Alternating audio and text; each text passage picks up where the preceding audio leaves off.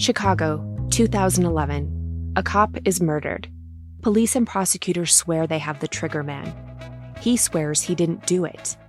How far will each side go to prove they're right? Like it's just one bombshell after another, where you're like, what? The story of a PlayStation, a brain-eating amoeba, and the relentless pursuit of justice.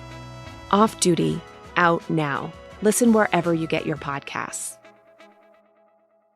This message comes from Jackson. Taxes aren't something you can only think about once a year. With investments, planning for tax day is year-round. Fortunately, Jackson offers tax-efficient products. Visit jackson.com for more information on how our products can make your tax bill a little bit less painful. Jackson is short for Jackson Financial Incorporated, Jackson National Life Insurance Company, Lansing, Michigan, and Jackson National Life Insurance Company of New York, Purchase, New York. Hello, and welcome back to the Psych Legal Pop Podcast. This is a podcast where we talk about popular culture through the lens of an attorney and a therapist. I'm Brooke Brigham. I'm the attorney. And I'm Tess Brigham. I'm the therapist. And today we are going to be checking in with the Real Housewives of Orange County. We talked about this when the season first started. I don't know what season this is. Season 8? 18. Yeah. But we've been mainly talking about it on Patreon. Oh, okay. Sorry. So some listeners here, have not heard our thoughts. Yeah. We just, we both really like Orange County, but I, with all the other stuff I have going on and the stuff covering the podcast, I just don't have time to always watch it all. Yeah. So, some stuff looked like it was, heating up and was interesting. So we decided to watch episodes 9 and 10 because something big comes up. This video footage and how basically Alexis and John are they are threatening. I want to get into some of this legal stuff about all of this. So bring us up to speed. You've been watching it. I think maybe you could just I've been keeping up. A brief summary of, what's happened prior to this. Yeah. I mean, basically, there's been this, I think that this issue with Shannon and Alexis really kind of came to a head in these 2 episodes. But up until this point, everything's had to be very divided, right? They took these little weekend trips and separate trips. Yeah. And, Shannon and Alexis can't be on the same trip. There was an event, I think maybe the golf event that was Katie's. And so she sort of was getting to know Shannon, and she knew Shannon better than Alexis. And she was kind of like, listen, I'm just going to invite Shannon and not Alexis. And of course, Alexis gets her she just gets so upset by this. I'm like, you've got to be kidding me here, lady. Like the way in which you're behaving, do you really think that? Anyway. Well, and this started off, just let me say it, because I did watch the first couple episodes. Mm-hmm. And I think this was in the very first episode. Yeah. Where it started out where Alexis, Shannon was going into the season just trying to, I think she had just found out, not that long ago that Alexis is going to be on the show. Mm-hmm. She is having this. She just had the DUI. She had the DUI. Yeah. She's this breakup, this horrible, all this stuff. She's just trying to maintain. And on the very first episode, they go to some Heather Dubrow party, and Alexis just goes off on Shannon. Mm-hmm. And that just sets the tone for the whole season, where Alexis is so rude, so explosive, so whatever, that, they can't be together in anything because, she's just poking the bear all the time. Yeah. Well, it was almost one of these things of like, listen, Shannon, I'm with your man now, and this is how it's going to be. So there's the door, Shannon, but door. Like, so how do you think, Alexis, how do you think someone's going to take that? How do you think that's how you started all of this? And that's the part that pisses me off to no end, is the fact that it's a little bit like, you really don't get it, do you? Yeah. You really don't understand how things work. Anyway, but this has been the tone, and all the other women sort of feel a bit stuck and a bit like, hey, and they want to, they're like, we want to support one and we want to support the other. Most people are caught in the middle. Tamara's taken this real negative stance and is really all over Shannon about her drinking all the time. And I want to talk about that too, because I think I have different feelings about this than other people do. And then the other, there's been some other plot lines of Heather and is living in LA and life is so much better because she, for her kids. And then we have some of the other things that are going on. Jen is trying to get spousal support to be able to support herself. Gina's breaking up with Travis. So a lot of this stuff comes to a head. Tamara's being mean to Jen about her boyfriend. Tamara's just being mean to everybody, basically. She's just awful. So these 2 episodes are them going up to our neck of the woods for this family equality event and she kept saying in Sonoma County, and I was thinking like Napa, right? When you heard Sonoma, weren't you thinking like or the town of Sonoma, or Napa or whatever? It's so they go to Guerneville, which is it's a great place, but it's an odd place because I've always found Guerneville to be strange because there's the Russian River and a lot of people go there and a lot of people have maybe summer homes or second homes.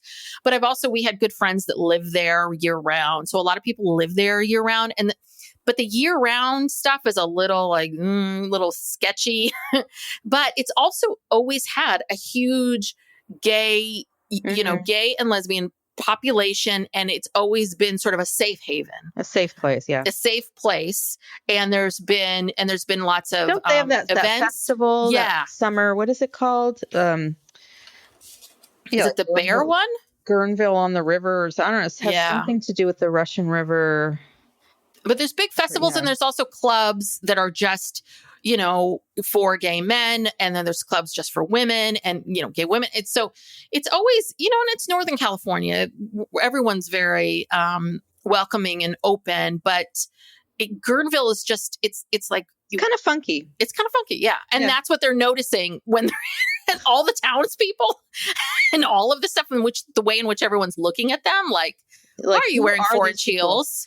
Yeah. And are they staying, that place where they're staying is cute. I looked it up. Is it in Guerneville? Yeah. So it's Dawn Ranch. And I know exactly that downtown there's because Guerneville only has one main strip for the most part where most things are. And then there's a few other off the course kind of places. But yeah, I think that so farther down from that where the shopping is I think where that Dawn Ranch is. And I think that it was once called something else. I can't remember the name of it, but I looked it up and it looks super cute. And I have to say, because I assumed that those cabins would be a fortune. And I think some for high season times, I think those cabins go for $400 or $500, but you can go a month from now and get it for $199.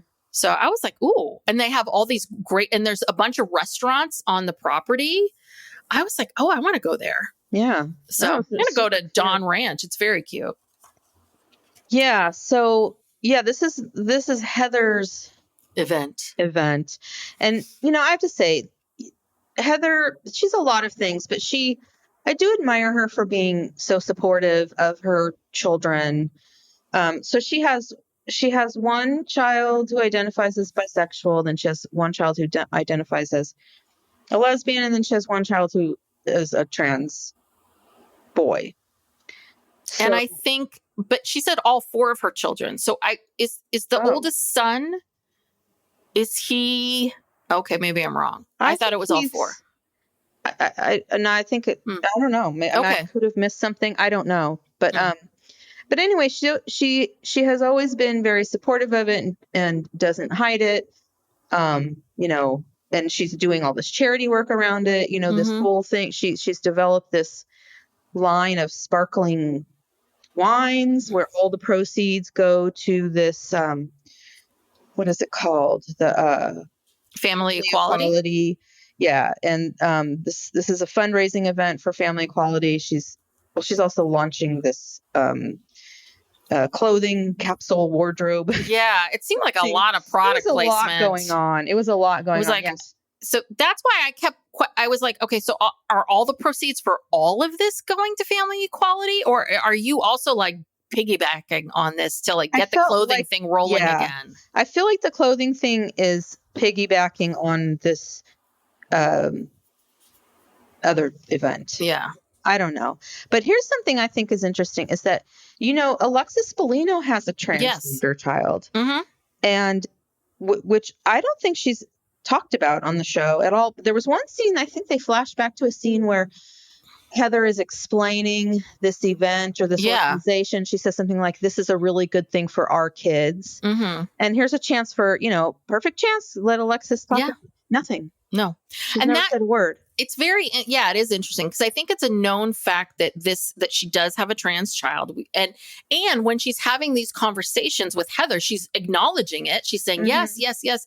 And she makes this comment of like, well, my kids know that if they ever needed anything for me, that I will be there for them or I will be their mama bear. But it is really interesting that she never says any of it directly. Mm-hmm. Yeah. So I don't know. I don't know if that was an agreement with her kids. Like maybe her kids, both of the kids or one of the kids were like, or her agreement with Jim. Well, she's very religious. Remember how, at least when she was with Jim Bellino, I assume she still is. I don't know. But yeah, Heather, the one thing I have to call her out on is she says something in the beginning about how she, her kids' stories are their stories to tell, and she doesn't want to tell her kids' stories for them. But I was thinking, but you had a scene where your daughter came out as gay on TV while you guys were gardening, wearing these aprons and from a company that had, the company logo name all over it. And she's calling out the name of the company. And it's like, okay, Heather. Yeah. Well, I wouldn't go that far. Yeah. Anyway, but I enjoyed the scene with the assistant showing her how to pack and wrapping everything in paper. Mm-hmm. So did you catch that? She's like, it's so nice. But she used about 17 pieces of paper for one sweater. I'm like, is this really like just so you don't have to iron? Well, yeah, and you wouldn't have to iron a sweater anyway. I mean, I don't know. The whole thing was bizarre, truly, truly bizarre. But I wonder why the editors, they're like, we're just going to shove this in. They like to show you that. Yeah. They had to share that. I don't know if she was showing off or what the deal was. Yeah. Or maybe she was being intentionally funny. Maybe she was in on it. I don't know. No, I don't think You don't think so? No, I think that's how she packs. I do. And I think this is probably how it works with her. So everyone is flying. So Heather's flying everyone private up there. And that was the other thing too. I'm like, where did they fly into? Like Santa Rosa? And then they had to get in a car for an hour and a half to get to Guerneville. Because again, unlike Sonoma, it's Guerneville's a little bit harder to get to. Mm-hmm. Windy roads and out and all of that. So I'm sure. Yeah, there's a airport in Santa Rosa, I guess. But that's still another hour plus. On windy roads. Yeah. A lot of, some, it depends on which way you go anyway. So they get into this. So Jen has to go to court that day because she's going to have a hearing about her spousal, I guess, temporary child support alimony. So she can't go. So of course, Heather's got seating arrangements, which I think is smart with this group, especially Alexis and Shannon. But the night before all of this, John and Alexis made their red carpet debut at an event. And everybody what was the event? Do you remember? So I saw DirecTV behind it. So I don't know if it was like an Oscar event. They kept saying Oscar party, but like it was just some event and some, reality TV related event. And this is what I think makes the rest of these women not as innocent as they pretend they are. Because apparently Shannon saw the picture, or they were all talking about it. They were all talking about it. And then Shannon saw the picture and noticed that John was wearing these Ferragamo shoes that she had purchased for him. And she made this comment under her breath, a little bit of like, I got him those shoes, blah, blah, blah. And the women, Emily or somebody, just pounces on that. And I'm like, you're not helping. Mm-hmm. You are not helping the situation at all. And then basically trying to make Shannon look like an asshole or make Shannon look like a loser or that she's desperate or any of that stuff. It's like, why can't you just let that go? I don't know. I don't know if these women are so self-produced that they can't let these things go. But that's the part that makes me crazy. They have to comment on this stuff or there wouldn't be a show. If everybody acted normal, there literally wouldn't be a show. No, I understand that one. But like they could, there are these moments where you could maybe put your friend. Like, this didn't need to come up. It really didn't. So anywho, that's my 2 cents. But everyone's talking about the videos, and everyone knows about these videos now. And we see all these clips of everyone talking about it. Everybody but Shannon at this point knows that Alexis is going around saying that she and John have videos that if they ever got out would ruin Shannon's life. So they are so nice that they are not releasing these videos, that if anyone ever saw them, it would ruin her life and her reputation. But we're not going to play them. But it will ruin her life. It will ruin her life. Well, and also they say the video is from the night. It's from John's Ring camera from the night she got the DUI. Mm-hmm. That will ruin her life and her reputation. But we're not going to release them. But it will ruin her life, FYI. Just like, what the hell?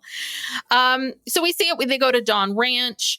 It starts off by, again, we have to divide everyone in two groups. So Shannon, Gina, Emily, and Katie, they're having lunch. And then Shannon orders a cocktail. And this is, of course, starting this whole conversation about the cocktails and Shannon and, what's up with Shannon? Why can't she not? Why does she need to drink? And Gina gets into this whole thing about how, like, I'm sober, I'm not drinking. And, I don't understand why she can't do it. Tamara and Emily, is it Tamara? No, Tamara wasn't here for this. Trust me. We hear Tamara's opinion. But this is a running theme, which is Shannon continues to drink. She continues to drink as she did before, she's being, she's saying that she's drinking less. And it's just this weird thing of everyone kind of feeling like just judging it. Yeah. Judging it constantly. Look, there's nothing that says that if you get a DUI, you can never drink again. Mm-hmm. Lots of people get DUIs, and I'm not condoning any of it, but I'm just saying it's like, yeah, it's none of your business, and it's very judgy, and it's like, especially with Tamara, my God, the stuff she's done from drinking too much and yelling at everybody and getting in fights with these women. I mean, she's the last person who should be commenting on this. Yeah, but it's also just a little bit like this. Again, it's this assumption of, well, Shannon, you're here. Shouldn't you, right? Like, as if saying that Shannon is such an alcoholic that she can't possibly make it through a lunch without ordering a drink. But Emily had a drink. No, I know. That's what I'm saying. Yeah. But it's like, that's the whole thing is that they're all speculating about Shannon and the drinking. And as opposed to ever sitting down with Shannon and saying something to the effect of, hey, I hear you. I notice you're still drinking. That makes me concerned, or if you ever want to talk about this, or if you ever need help, let me know, or, any of that stuff. They all are very worried about her drinking, but they never share their feelings with her. Mm-hmm. They just judge her and rip on her. Yeah. Drives me nuts. It's not good. All right. And then Heather, Tamara, and Alexis, and then Jen joins them. They go to a wine dosage, whatever that is. Oh, is this where they're tasting her yeah, I kind of was. Yeah, it was a little boring. I wasn't really paying attention. She's explaining how each one of these wines represents one of her children and the different qualities that they have, and she's somehow translating that into wine. It was weird. Mm-hmm. I think I just tuned out. I was like, what is this? You're really trying here. You're really, really trying. Oh, yeah. Yeah. And it's a special. They're running a special. You can get all 4 bottles for $175. Oh, you can where? Online. Oh, okay. I just looked it up because I just looked up her. I'm like, what is this? And yeah. Let's see. So again, we have these two groups. People can't be together, but the main group and the meat of everything is the Katie, Emily, Shannon, and Gina. That 4 of them go to the spa. So we see them in, they're all wearing robes. They're at this spa. They do this like smelling, what's your favorite smell? Mm-hmm. What's your favorite thing here? What do you want? And like connecting, they're making smelling. Like their own bath salts or something. And they're adding oils to them or something. I thought that person was like there was something about like knowing what certain smells that you respond to. Yeah, but they and were then it's making healing properties. Yeah, it was a bunch of bullshit. But I mean, they were making something because there was like some powdery, crystally thing, and then they were adding the liquid to it. I think they were they're customizing their own bath salts or something to put in those tubs that they got into. Okay. Oh. Okay. Now it's all coming together. It's all coming together now because I could not figure out what was going on. And so we learned from Shannon that, so prior to this, there was this was also a big thing that's been talked about this whole time, which is that Shannon, Shannon was always talking about how she spent all this money on John. And then it comes out that apparently John either gave her, loaned her, we don't know, $75,000, 2 different chunks of money. And so now John is suing her and wants $75,000. So she made an offer through her attorney for what she said, like about half. And this was the deadline of whether or not he was going to accept it or not. And, one of the things that Shannon was talking about was that she said, John was always so angry with her all the time because he felt like she made his life so public. And she forced him out into the world. And here he is with Alexis. Mm-hmm. He went on Watch What Happens Live with her. Well, he was in the audience, but they then started talking to him from the audience, and he was mic'd and everything. So they clearly planned to talk to him. Well, I mean, backing up. So I think the day at the spa, she takes that call from the lawyer, and the lawyer says, because I think there was a deadline before he was going to actually file the lawsuit. Because when she came back from talking to him, after she found out he rejected the half off offer, she said, well, my lawyer said, well, he'll just have to go ahead and just file his lawsuit and we'll see what happens. And then that's when Gina accidentally brings up the video because I guess everyone knows about this video except for Shannon. And Gina, Gina spills, and that's when Shannon starts going, video? What video? What video? What video? Video? What? There's a video? What video? Video. Video? Who? Wait, what? Huh? What? John? David? David? What was that? Oh my God. What was that phrase? They were in Napa. 10,000. God damn. It was like that thing. Negative thoughts. 10,000 negative thoughts in a day. I have 6, but now I'm down to 60 or 70 negative thoughts a day, which is down. David. It's way down. Yes. Oh, Shannon. So Katie has to explain, okay, here's what's going on, and so then she tells her, yeah, John has this video of the night of your DUI. And, he says, or Alexis says, that it's terrible. And if it ever gets out, it's just going to ruin your life. Yep. So Shannon becomes even more distressed, calls her lawyer again. And maybe by this time she's in no condition to get a massage at this. Yes, no, she was, but basically they had been saying to her, hey, what happens if you just give him the full 75? Like what, I think Emily was trying to do, which I get. And something I would say to a client too, which is a little bit like, what's it worth to you? Is another $35,000 worth a year, 2 plus years attorney's fees, plus attorney's fees? Is this going to be worth it to you? Like maybe you just pay so that you can be done. And that's what they're saying to her. So I think that when she heard videos and I don't think that I don't know if Shannon was really worried about the videos, but I think it was, that's my theory. I think in that moment, I think Shannon was like, this has got to be done. And she goes back to the lawyer and says, okay, pay him the 70. I'll pay him the 75.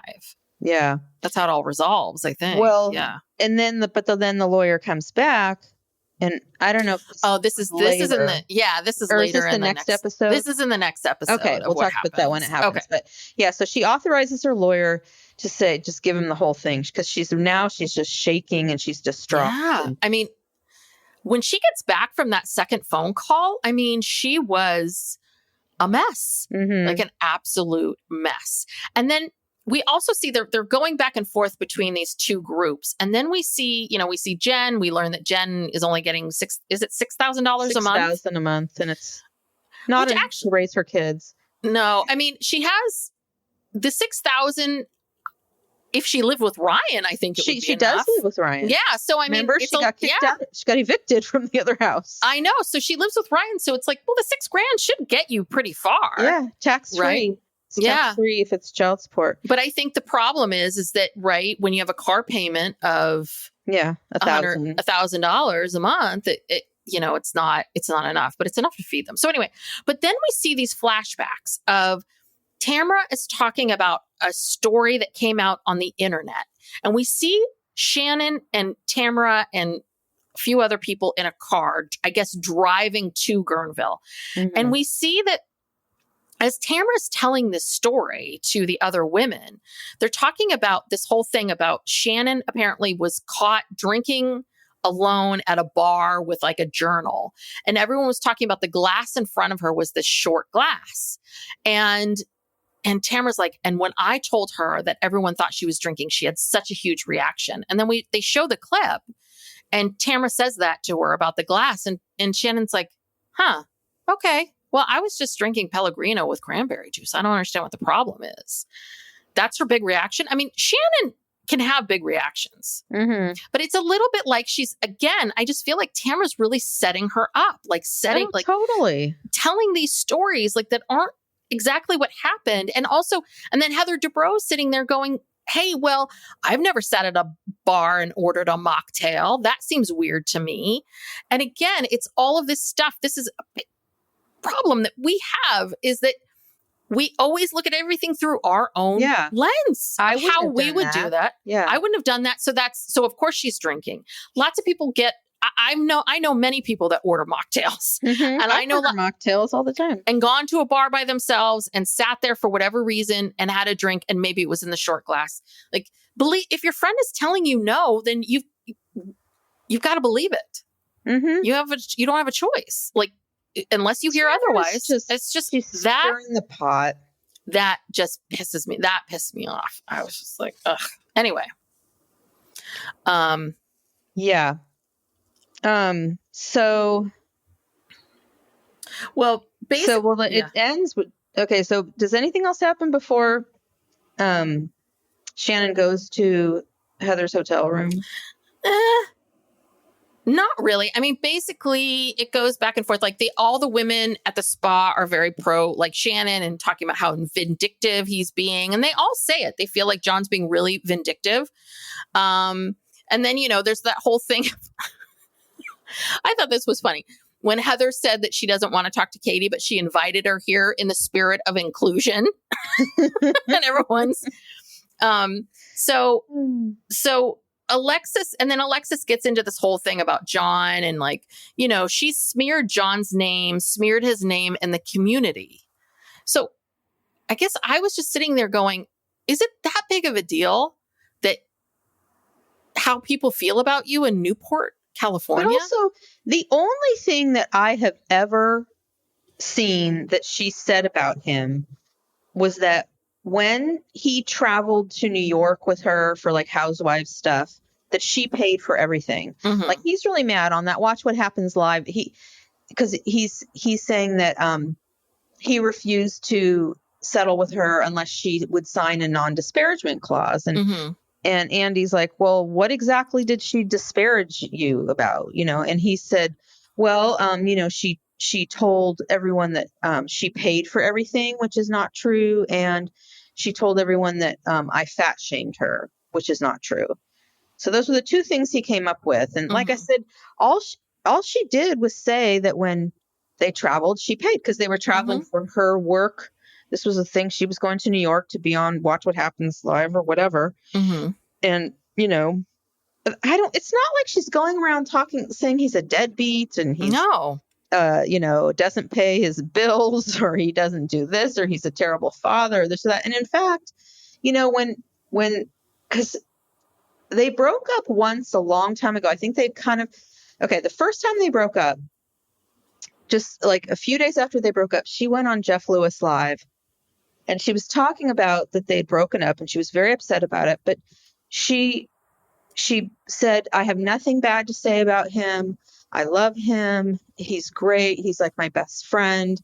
She didn't really elaborate as to why they'd broken up, but she said nothing bad about him, like total opposite. Then a few months went by and then they started hanging out together again.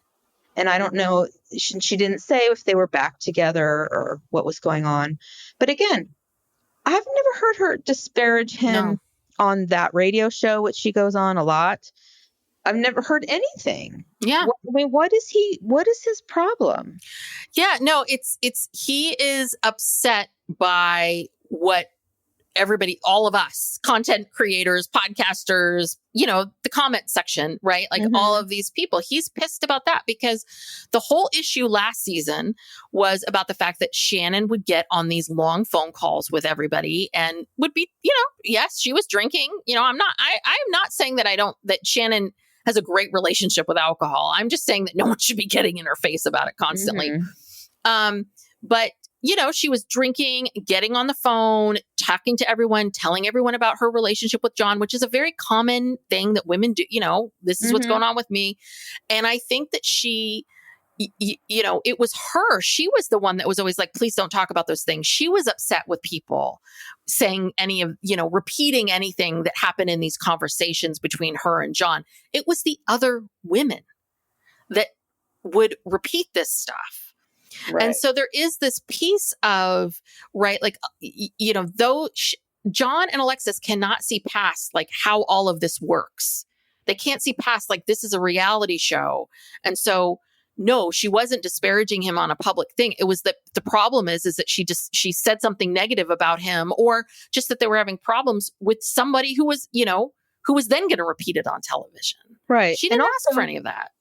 Another thing that Alexis said on Watch What Happens Live, which is curious, is that John did not want her to go on the show, that he offered to pay whatever they were going to pay her to go on the show. And then he said he would pay her double of that. What's happening here?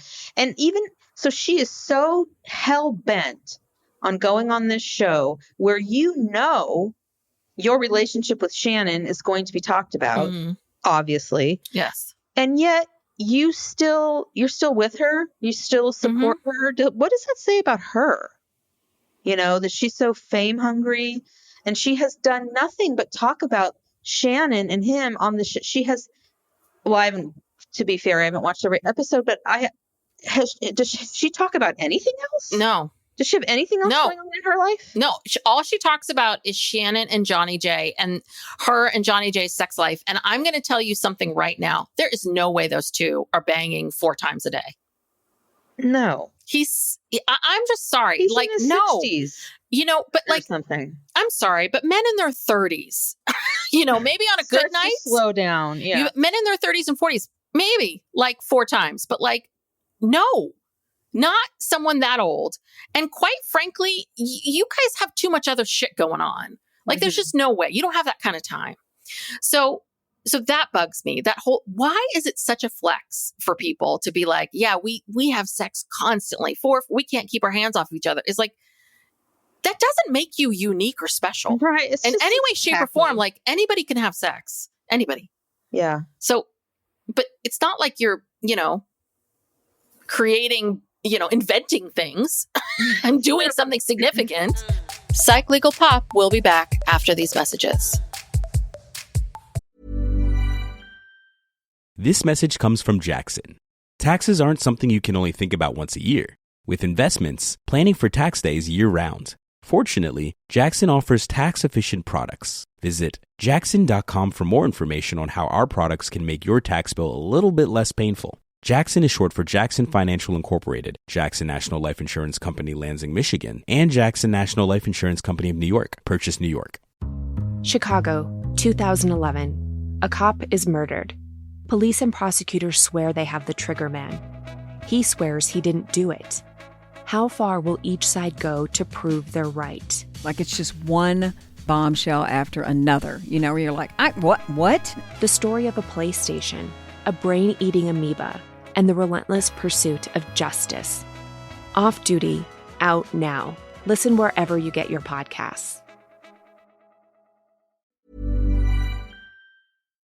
Anyway, so They're both cuckoo. but what was, so back to that Watch What Happens Live, because I have heard that story about how right, John was going to pay her not to be on the show. What was did Andy follow up with that? Like, well, then that makes no sense.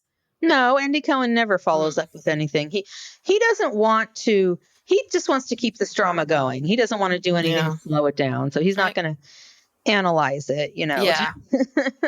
But I guess that's true. But yeah, I mean, so that right there, John should have been like, well, Alexis, this isn't going to work. Right. Or, okay, if you're going to be on the show, then please just don't talk about me. Yeah. If he cared so much about this, he'd say, well, I don't think we can be in a relationship, or she would have to promise that she just didn't talk about it at all, that they find some way to resolve it in the first episode and then move on and never talk about it. But this has been her entire storyline. Yes, yes. So then the next scene is some other stuff I'm not so interesting, but so the next thing is, this is the very end of episode 9. Shannon goes, it's right before dinner. Shannon goes to Heather's cabin, and I mean, Heather's getting ready. She's all dressed, and Shannon comes in still in the bath, but she's still in that bathrobe, no makeup, obviously been crying for hours. She's shaking. Mess and shaking, and just saying that she needed to go and talk to her. She said, there's something really weighing on me. And I think that, I don't know if Shannon went over there just to, basically Shannon says she didn't want to ruin the night. She knows this is Heather's event, but I think she was kind of just going, she needed someone to talk to, but I think she also was maybe thinking maybe she wasn't going to go to dinner. I don't know why she went to Heather's room, because I didn't think they were that close. Yeah, I think, because it is, she's obviously not going to go to this dinner or whatever's happening that night. So she needs to tell Heather. Yeah. And, Heather has remained, I feel, in this topic fairly neutral. Yeah. And I have to say, I appreciate, in this moment, I haven't always liked Heather, but I think in that moment, I think Heather she did exactly what she needed to do, which is you sit down, you listen, you don't judge, you empathize, you be there for her, you talk to her about, okay, so what do you want to do? And, and then you offer someone your glam team because, they're always there with you to help you. But I thought she was good in this moment. I thought this was so interesting because you and I talked about this on one of our Patreons when we were talking about the show. We talked about how, so if Shannon had gotten in a fight with John and she was over at John's and if she then immediately got into her car and then hit that side of the car, where was John? He was standing right there. I mean, that's the thing. Okay. This was also, she talked about this on Jeff Lewis because, so Jeff was the one who pointed this out. And she said, my friend, when she was talking to Heather, she said, my friend pointed out to me, because, she doesn't really, she didn't remember a lot of what happened. So when she's went on Jeff's show, she's telling him the story. And he says, well, wait a minute, because he's been to John Jansen's house and he knows that apparently there's because it's on the water, near the marina. So I have a feeling that there's a gate or something that you have to go through. And that's where the Ring camera is. And then he says, and then you have to walk down this long walkway to actually get to where the house is. And he said, even if John would have turned around and walked away as soon as Shannon got in the car and left, it's going to take several seconds to walk down that walkway, walk inside the house, and that he for sure would have heard the crash. Yes. You would have heard something. You would have heard something. And if Shannon just peeled off like that and then you hear a crash, well, of course you're going to, oh my God, did she just crash? Or what is happening outside my home? Exactly. Even if it doesn't involve Shannon. Exactly. So he apparently did not, probably heard the crash, did not go back, did not check on her. And so she's telling this to Heather, that he didn't come and help her after the crash, that she texted she shows Heather this picture that she took of herself like a selfie. She has blood. Her eye is like all Oh, messed awful. up, and she's got blood running down her face. Like one side of her entire face is covered in blood. Covered with blood. Something happened. She injured her eye, and it just was bleeding. And she said she texted the bloody picture of herself at midnight, and he did not respond until 1:30 in the morning, when he texts her to say that police were at his house and Archie was there with them. Mhm. Like someone had found Archie.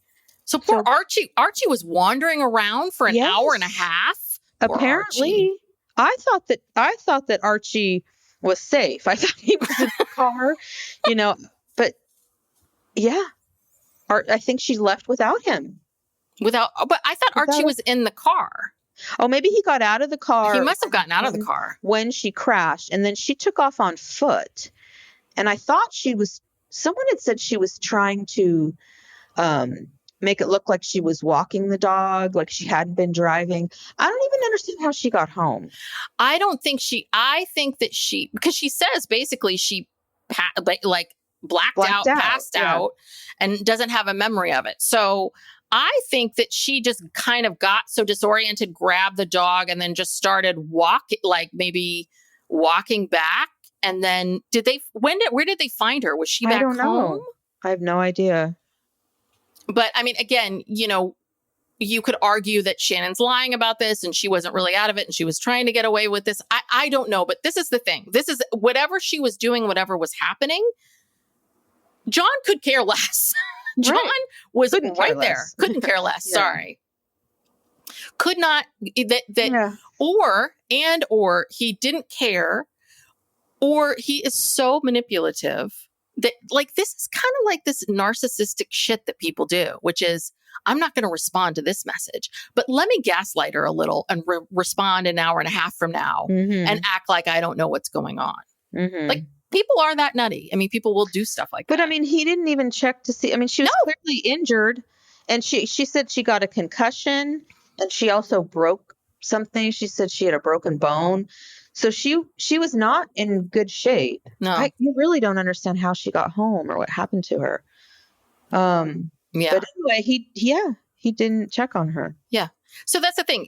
We can speculate about all of these other things, but the one thing that is truth is that this was right outside his house. It was a big loud noise and he never bothered to go look. Mm-hmm.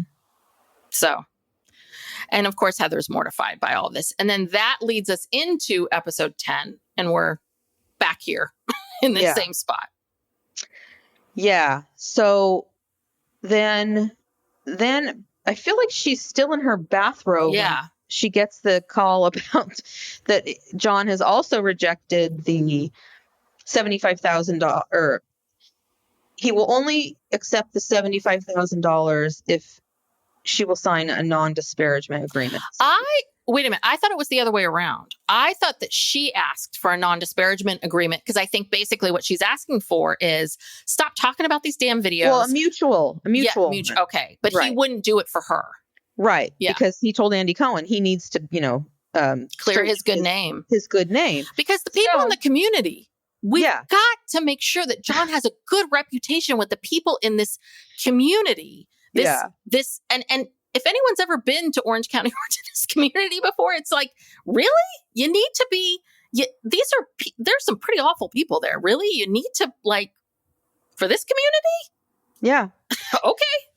So now getting into the legalities of what he's doing here, I think this fits perfectly into a crime of either extortion or blackmail, either one, whatever you want to call it, because it worked. Mm-hmm. This threat of the video thing worked. He got her to give up, the full amount. Mm-hmm. And, he had not yet filed the lawsuit. So he's, dissuading her from, he's using this threat of the lawsuit, the threat of the video to extort the $75,000, but that's still not enough, No, won't do the non-disparagement agreement. Yeah. Well, we see Heather is basically no, come to dinner. Shannon gets dressed. She lets her use her glam. We hear from the hairdresser that the hairdresser also hated John. So that's good. But the thing is, the other thing that happened was that Emily is going to go talk to Alexis. So Emily is like, listen, she and Katie were talking about this. She's friendly with Alexis. What happens if someone goes to Alexis and says, hey, let's cool it a little bit. Like we're all here. We need to get along like this. You're not seeing Shannon, the way we do. And so Emily goes over to talk to Alexis, and sure enough, Alexis again cannot hear it. She all of a sudden gets defensive and mean. Mm-hmm. And this, I swear to God, this is the best line of the entire thing, which is, she's like, if we were really mean, we would have released the videos. I'm like, no. You saying over and over again, this is going to ruin her life.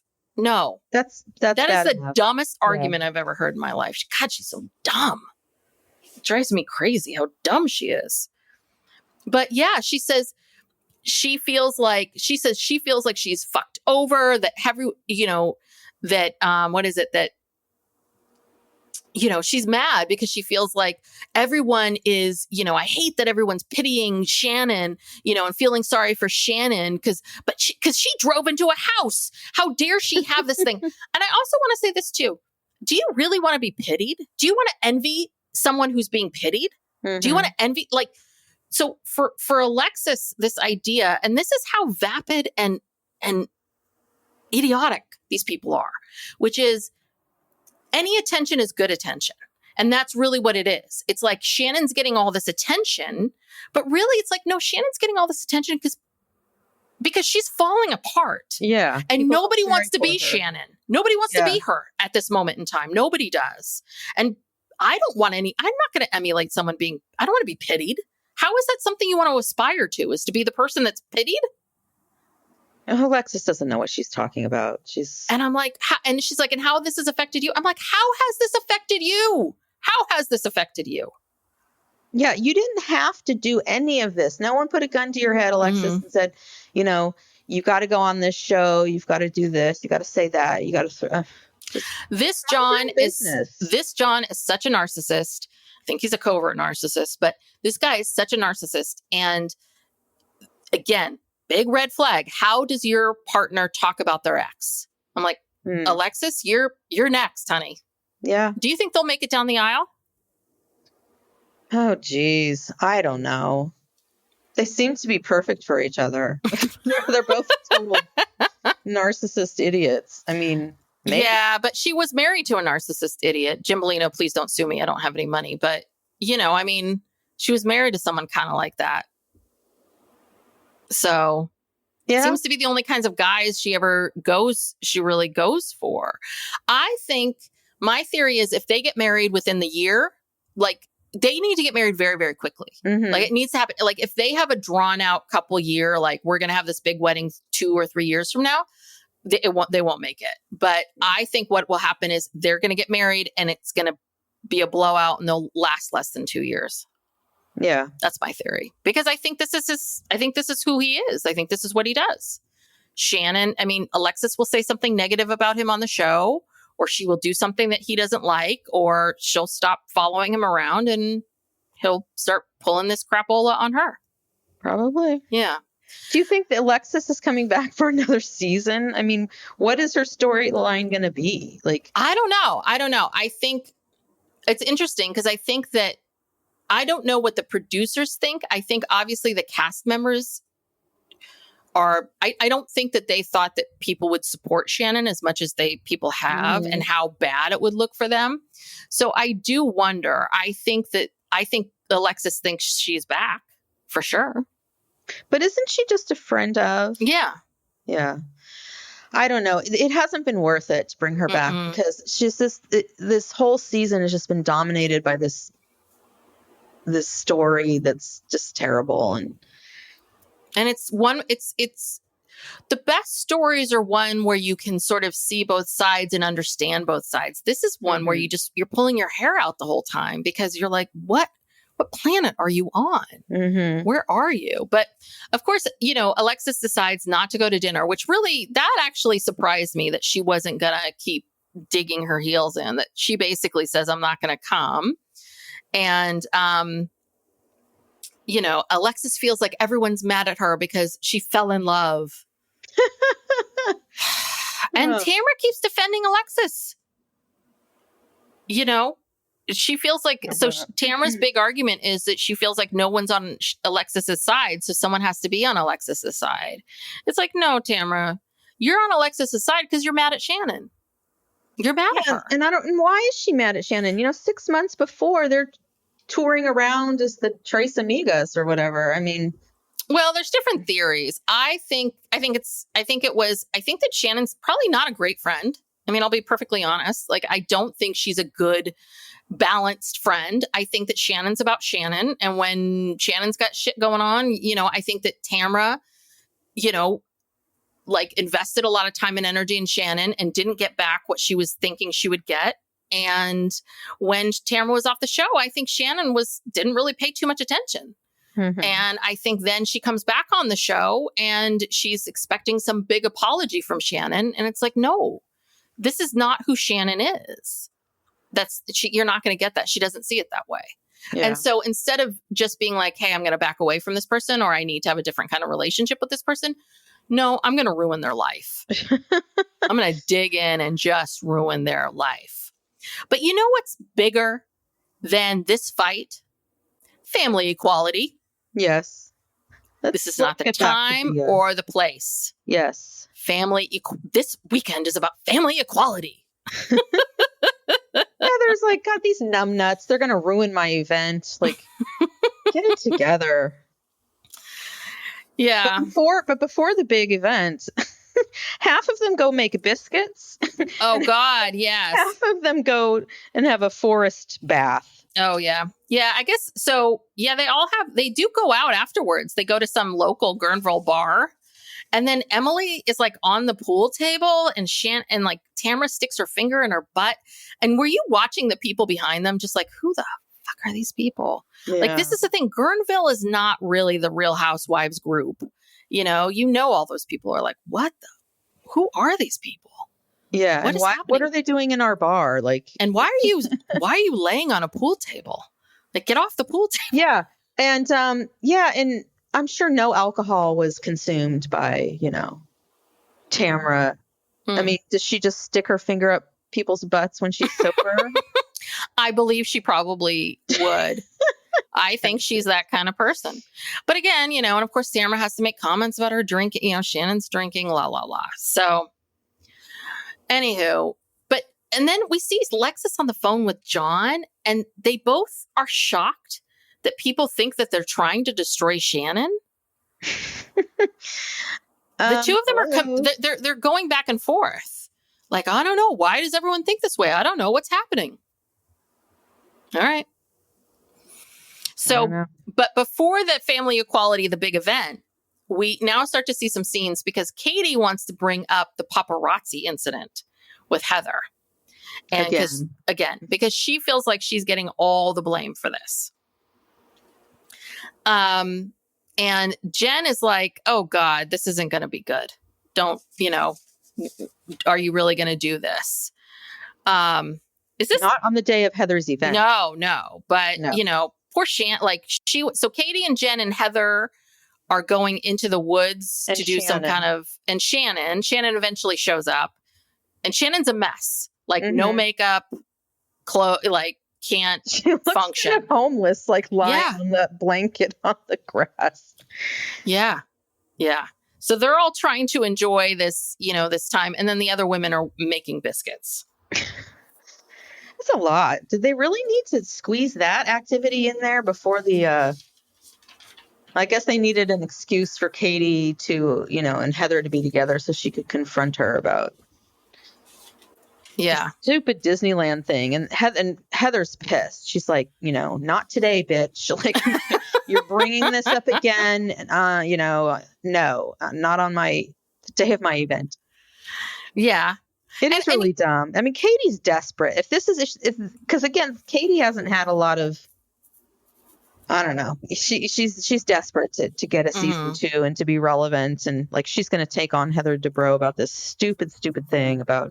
Yeah. Well, I think what's also hard about this is, and I think this is the part that's really hard, and when you're probably new too, is that I think that she is in this place where she's getting producers in her ear telling her to keep bringing it up. Like, and I think she feels that pressure to keep bringing it up and trying to do that. But I don't know if it's almost like I think that I think it's hard for her because it's that idea of, but I'm not lying. I'm right, you know, and this is going to be on TV and I need to make sure that people know that I'm right. It's like, Katie, just trust that people are going to see you for who you are, you know? Anyway, but I'm with Heather in this moment because if I had just been out in the woods and I had just done this relaxing thing and meditated and all this stuff, and I was just about to get up and walk back to my room, and if someone wanted to talk to me about this stuff, I would lose my shit too. Yeah. No, it was dumb.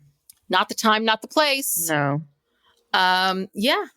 So, and then we get this other storyline of Emily who feels sad and insecure about the clothes that she's being presented with at the fashion show. She had to wear her own jeans because I guess none of the jeans but we don't know that.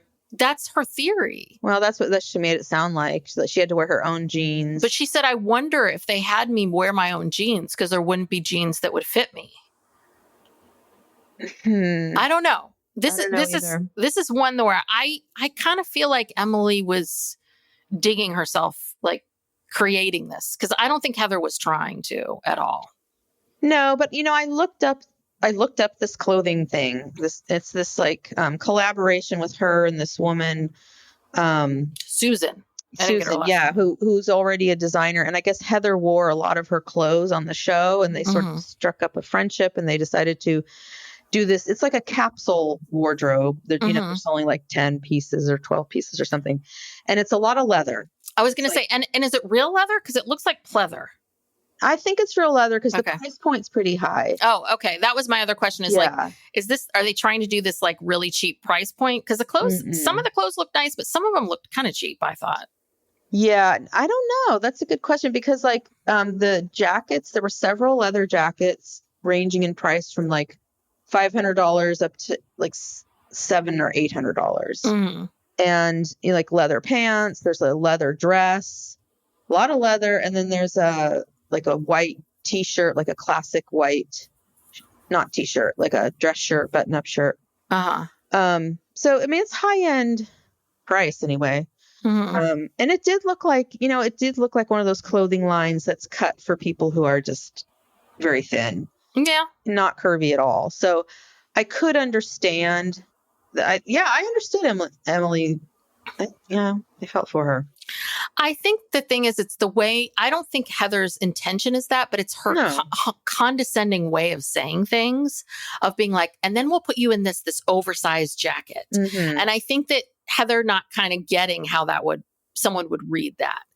But, it seems like it's interesting to see Emily, and this is something that, this insecurity that she feels, even though she's lost a lot of weight, she's done all this stuff, and she still feels really insecure. And I think it's that's the part that's really hard is that Hollywood, especially Hollywood, LA, like it's made up of a lot of teeny tiny women and teeny tiny women that are going to be teeny tiny no matter what, and if it's you and a bunch of teeny tiny women, you're always going to feel huge. Yeah. I mean, and she's like, I wouldn't even say she's average size. The average woman is bigger than Emily. Yeah. I mean, it's like, and Emily's what, 5'10"? Yeah. She's pretty tall. She's really tall. And she's very fit. And but you put her next to Heather Dubrow, who's like a stick figure and her ribs are sticking out, Well, and also Tamara, I want to say is what, like 5'2"? Do you know what? I think Tamara and Jen, I think a lot of these women are just, they're short. They're short and they're little, like genetically, that's probably, how they're, we see their parents like, yeah. So I don't know. I like Emily and I really feel for her in these moments, but I feel like she's, digging herself in. So, well, I'd be feeling insecure too if I was in a fashion show. It had to be next to Heather Dubrow. So all of this stuff is coming out about, Katie and Gina and what really happened. And of course, Tamara's getting right in the middle of it. And before the fashion show, Tamara has a conversation with Heather about, what really happened with the Katie thing, that you need to give Katie a break, that, Gina threw you under the bus. And that claiming that Tamara tells Heather that Katie was set up by Gina, and claiming that Gina wanted to hurt Heather. This was how Tamara interpreted it. That Gina couldn't bring it up to Heather about the paparazzi stuff because she needs to be close to Heather because of her real estate connections.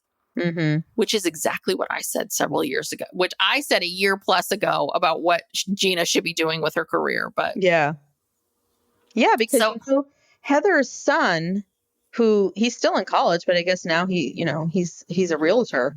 He was on that what is it, $1 Million Listing Away? Oh, he is, yeah. The one with Josh Altman, is that? He's working for that agency. And he's like now on the show, I think. Well, they allude to this when they go on that bike ride in that new vineyard that they go to, is just about the fact that, so I don't know. It's so hard to explain because there's so many conversations going on. Like this person's saying this person's saying that. But it all comes to a head where, they're at this lunch together at this vineyard, Star Vineyards, and Gina cannot contain herself. She's so pissed that she's gotten wind that Katie's brought this up again and that Katie's throwing her under the bus and, all of this kind of stuff. And so, Gina just brings it up and basically flat out denies all of it. And then starts crying about how her life is horrible. And she can't, she's falling apart because of Travis, because of all this Travis stuff. But she's the one who I don't understand what's going on with them, but she told him to move out because she couldn't handle the drama that he had between him and his ex. No, I think that it's very confusing about what's going on. But I think this is what's happening. Is I think that Travis is going through a very messy divorce with maybe a really difficult former partner. I don't know. And I think that Travis financially, I don't know what the money situation is with his ex, but I think that they're fighting a lot about money. I think Travis doesn't have a ton of money. I think Travis is trying to make money, but this woman either wants it or, something's going on. So I think that it's a combination of there's this difference in like who has money or not.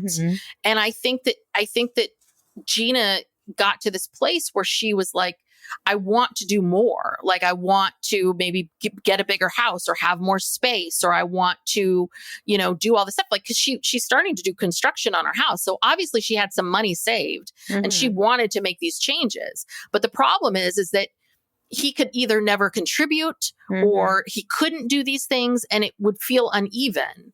So I think she felt like someone correct me if I'm wrong, but I think she felt like she had to separate from him, almost like you get the money stuff straightened out. I want to spend my money.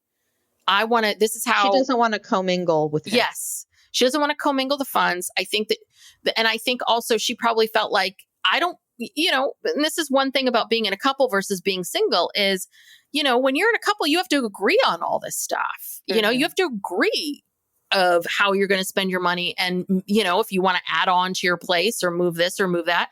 I also wonder if she just was like, I want to, have the things that I want. I want to live the life that I want. And you and your ex are preventing me from doing that. Okay. But I still want to be in this relationship with you and I miss you terribly and I'm going to cry. And all I can talk about is how my life is falling apart. And it's just a little bit like, Gina, get it together here. Cause like, it's a bit of what I've noticed something that Gina does, which is Gina, she gets herself in a pickle. Someone calls her on it. She yells at them. And then she basically starts pointing out how horrible her whole life is. It's like, just a bait and switch a bit. And then of course, Emily always defends her. And I don't know. I find it hard to believe that Katie would have just made all this up. I don't know. I could be wrong. I don't know. I don't know who I side with, but I just feel like. Yeah, because it's very random. It's a very random thing to be making up. Yeah. So much of it is, I think Katie I think Gina did set her up. I think Katie's pissed because she's like, I went to you and I talked to you about this and you told me I should bring this up on camera and you told me how to do it and exactly what I should do. And I did that and it got me in trouble. Mm-hmm. Basically. Yeah. But yeah, exhausted. It is. It's exhausting. So everyone breaks down and Heather says she believes Gina. Okay. Yeah. I don't know. Gina, she just lashes out at everyone. She lashes out at Tamara. She dumps everything on Katie. And then the two of them are sitting right next to each other and they make up. And then the episode's over. Wow. Yeah. Well, so, anywho. This is, and we didn't mention this, but Shannon had left the night before because she and Vicky were going to go do a show. Yeah. Wow. Well, gosh, I might have to keep watching this. I need to know, where all this is going. I know the Alexis, John, Shannon triangle and whatever else. Are they going to go on a real trip? Like usually Orange County? Yeah. I think they go to London. Trips. Oh, that's right. I saw some. Yeah. Now, does Alexis get to go? Interesting. Because I think, isn't it Shannon's trip? You know how they have, this is my trip. That'd be great if she said, no, this isn't invited. It would be much more. I wouldn't invite her. Hell no. Shannon. I'd be like, no, this is my trip. No, I'm not inviting her. Yeah. I don't know. These reality shows, I will say, they need to push themselves to a new level and they need to start breaking the fourth wall more. I think that we all know how this is made. We all know that these people aren't true, real friends, that some of them may be friendlier than others and some may come in and out. But we all know that most likely Alexis and Shannon would not be in the same room together ever. They would never commingle their lives the way they do on the show. So it's a little bit of this, just tell us that. Stop pretending, we're smarter than you think. Mm-hmm. So, anywho. What a couple episodes that this damn show.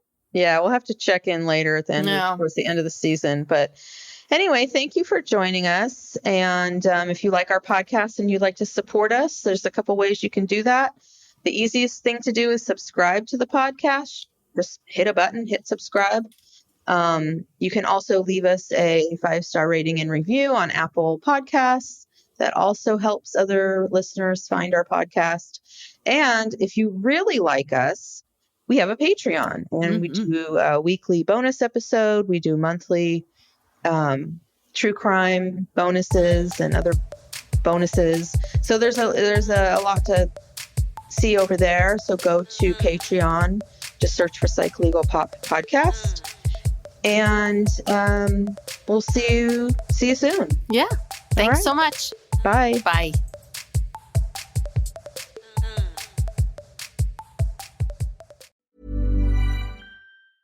This message comes from Jackson. Taxes aren't something you can only think about once a year. With investments, planning for tax day is year-round. Fortunately, Jackson offers tax-efficient products. Visit jackson.com for more information on how our products can make your tax bill a little bit less painful. Jackson is short for Jackson Financial Incorporated, Jackson National Life Insurance Company, Lansing, Michigan, and Jackson National Life Insurance Company of New York, Purchase, New York.